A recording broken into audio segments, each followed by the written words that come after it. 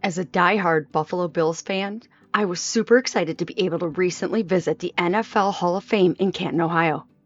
Before I talk about the amazing football history we saw, let me first answer the question, why is it in Canton?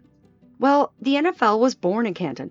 On September 17, 1920, representatives from several professional football teams met at the Hupmobile automobile dealership and formed the American Professional Football Association, which became the National Football League in 1922.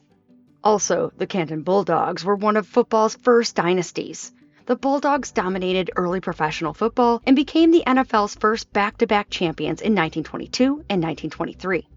Legendary athlete Jim Thorpe even played for the Bulldogs beginning in 1915, helping legitimize professional football during its infancy. And most importantly, the city worked hard to earn it. Starting in 1959, the Canton Repository newspaper began championing the idea that professional football deserved its own Hall of Fame and that their city was the perfect place for it. The community got behind the effort, with local businesses, civic leaders, and residents raising nearly $400,000 and even donating land for the project.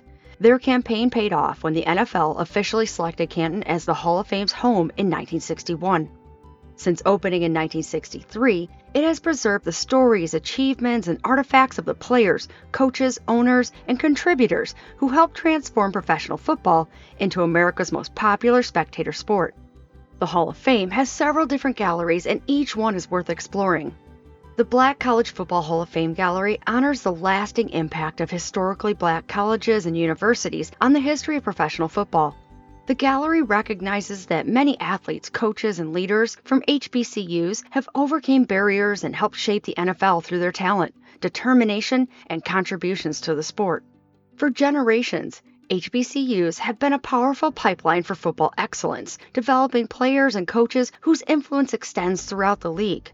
This exhibit preserves their stories and celebrates the legacy of programs that have played a vital role in making football the sport it is today. Also in this area is the United States Football League and the history of NFL Sunday Night Football. My favorite area is the Hall of Fame Gallery, more popularly known as the Bus Gallery. Of course, I had to play a little game to find all of the Buffalo Bills Hall of Fame members. Do you know how many Bills players have been inducted? Comment below.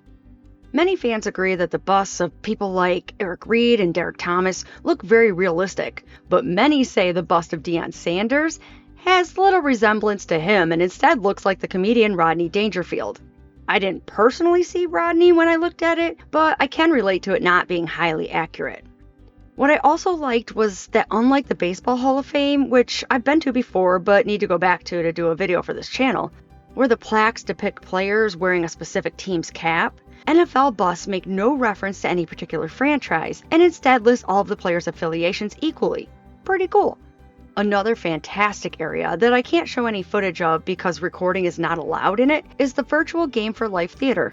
It's an immersive, holographic experience hosted by a virtual Joe Namath, where legendary figures like Vince Lombardi deliver inspirational messages about the core values of football. My least favorite area was the Lamar Hunt Superbowl Gallery, for obvious reasons if you know anything about American football. Right as I walked in, wouldn't you know it, the big screen was showing Scott Norwood and his wide right kick. For the record, I'm a huge fan of Norwood and defend him whenever anybody talks bad about him. But I will say the Super Bowl ring display was cool to see. It's insane how big these rings have gotten over the years. The Pro Football Today Gallery is an area that focuses on modern NFL, featuring recent accomplishments, records, and artifacts from current players and recent seasons. Displays are updated regularly as new milestones occur, but not that often as they have a huge picture of Stefon Diggs in a Bills uniform. Some of you will get that reference. Outside of the main galleries, there are several contemporary exhibits like the Hall of Famers Lockers, Class of 2026. This is a special exhibit featuring artifacts and personal items from the newest Hall of Fame class. These displays provide a closer look at the careers and accomplishments of recently selected inductees. This is by far the most expensive historic place we have visited to date. It was $99 for the two of us, not a price tag I like, but this really should be on any NFL fan's bucket list, and we absolutely loved our day at the Hall of Fame. As always, thanks for watching. Don't forget to like and subscribe to see more of Aunt Shazzy's adventures.